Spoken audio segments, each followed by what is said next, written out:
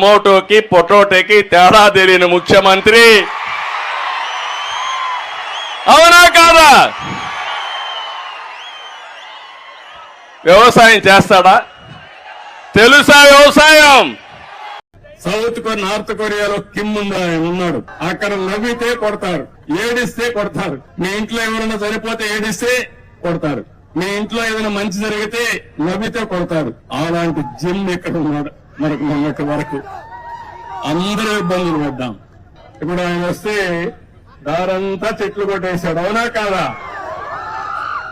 ఎక్కడ చూసినా పరదాలు కట్టేసాడు. అవునా కాదా?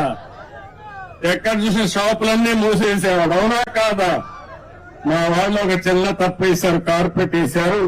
ఇప్పుడే చెప్పా, ఇక్కడ రాజు రాలేదు, లేకపోతే కింగులు రాలేదు. ప్రజలకు సేవకులు వచ్చాం, పొలాల్లో నడుస్తాం, లేకపోతే వాళ్ళ దగ్గరికి వెళ్తాం. ఈ కార్పెట్ కల్చర్ ఇంకా కూడా మీ మైండ్ లో కొంచెం ఉంది. అధికార యంత్రాంగం మొత్తం మారాలి. నెక్స్ట్ టైం మాత్రం ఎక్కడా కార్పెట్ ఉండదు.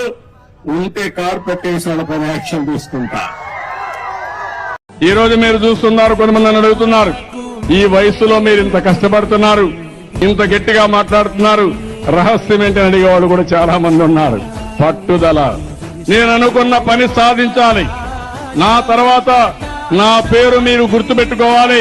ఎన్టీ రామారావు గారు ఎట్టయితే గుర్తుపెట్టుకున్నారో శాశ్వతంగా మీ గుండెల్లో ఉండడానికి, మీ హృదయాల్లో ఉండడానికి నేను పనిచేస్తున్నా. దీనికంటే నేను ఏమీ కోరుకోవడంలా. నేను ఎప్పుడూ రాజశేఖర రెడ్డిని అనేవాడిని, ఏం తెచ్చావు రాజశేఖర రెడ్డి, ఊరికే ఎక్కువ మాట్లాడుతున్నావు.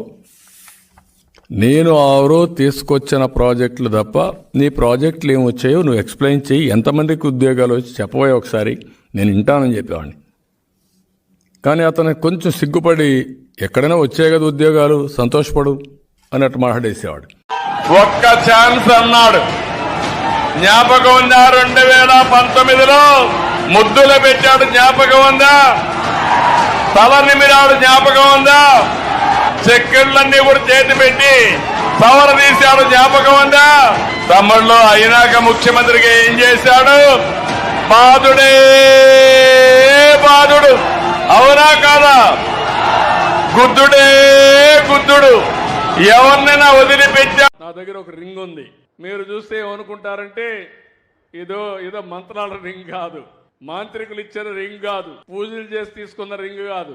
ఇది నిద్ర లేస్తానే ఒకసారి సెల్ ఫోన్ లో చూసుకుంటే రాత్రి ఎన్ని గంటలు నిద్రపోయాను, బాగానే నిద్రపోయానా, లేకపోతే బాడీ రెడీగా ఉందా ఈరోజు పనిచేయడానికి, హార్ట్ బీట్ ఎట్టుంది, ఇలాంటివన్నీ చెప్తుంది. దానివల్ల ఒకవేళ నాకు నిద్ర కానీ సరిగా రాకపోతే ఇంకొక అర్ధ గంట ఎక్కువ పడుకొని మళ్ళా బాడీని ఛార్జ్. ఎవడికో పుట్టిన బిడ్డ నా బిడ్డని చెప్పుకునే దుర్మార్గుడు, దౌర్భాగ్యుడు ఈ జగన్మోహన్ రెడ్డి. ఓకే, అడాప్ట్ చేసుకున్నానని చెప్పు, తప్పు లేదు. నేను కూడా పెంచి పోషిస్తున్నానని చెప్పు, తప్పు లేదు. నాకే పుట్టాడు కాబట్టి నేనే పెంచుకుంటున్నా అని చెప్పే దరిద్రం అయిందంటే వీళ్ళకంతా, వీళ్ళ బ్రతుకులంతా ఇలాంటి బ్రతుకులే. కడాన మీరు ఒక్కసారి చూస్తే కుప్పంలో ఒక పెద్ద డ్రామా వేశారు. కాలువలో నీళ్లు లేవు, సినిమా సెట్టింగ్ తయారు చేశారు, షూటింగ్ ప్రారంభమైంది. నీళ్లు వచ్చినట్టు ట్రాక్టర్లు తీసుకొచ్చి, ట్యాంకర్లు తీసుకొచ్చి నీళ్లు వదిలిపెట్టి నీళ్లు వెళ్ళంగానే నీళ్లు ఇంకిపోయినాయి. అలాంటి డ్రామాలు మీకు కావాలా అని మిమ్మల్ని అడుగుతున్నా. ఇంకా మనలో మార్పు రాలేదా నేను అడుగుతున్నా. నేను గర్వపడుతున్న ఇద్దరిని చూసి. బాలకృష్ణ తల్లి పేరుతో వైద్య సేవలు అందిస్తున్నాడు. భువనేశ్వరి తండ్రి పేరుతో ఎన్టీఆర్ మెమోరియల్ ట్రస్ట్ రన్ చేస్తున్నారు. ఆ పుణ్య దంపతులకి 11,449 బస్సుల్లో 8,458 బస్సులు మీకోసం, స్త్రీశక్తి కోసం కేటాయించాం. ప్రతి తల్లి అత్తింటిలోని తన కూతుర్ని ఉచిత బస్సులో వెళ్లి చూసి తిరిగి రావచ్చు. పైసా ఖర్చు లేదు. 11,449 బస్సుల్లో 8,458 బస్సులు మీకోసం, స్త్రీశక్తి కోసం కేటాయించాం. ప్రతి తల్లి అత్తింటిలోని తన కూతుర్ని ఉచిత బస్సులో వెళ్లి చూసి తిరిగి రావచ్చు. పైసా ఖర్చు లేదు. ప్రతి కోడలు అత్తతో కలిసి ఉచిత బస్సులో మార్కెట్కి పోయి సరుకులు కొనుక్కొని ఇంటికి పోయే పరిస్థితి వస్తుంది. ప్రతి మహిళ, ప్రతి యువతి ఉద్యోగానికి, విధులకు ₹1 ఖర్చు పెట్టకుండా అదనంగా డబ్బులు సంపాదించుకునే పరిస్థితి వస్తుంది.